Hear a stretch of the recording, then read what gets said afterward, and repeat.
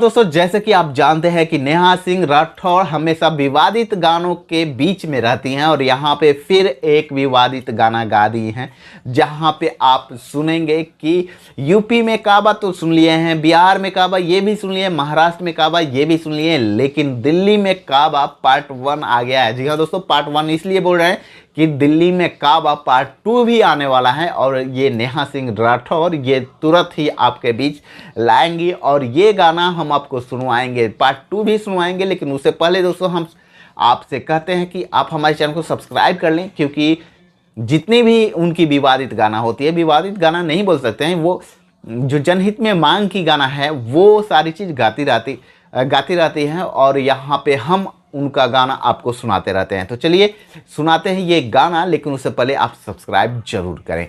तो चलिए सुनाते हैं नेहा सिंह का ये व्यंग भरी गीत।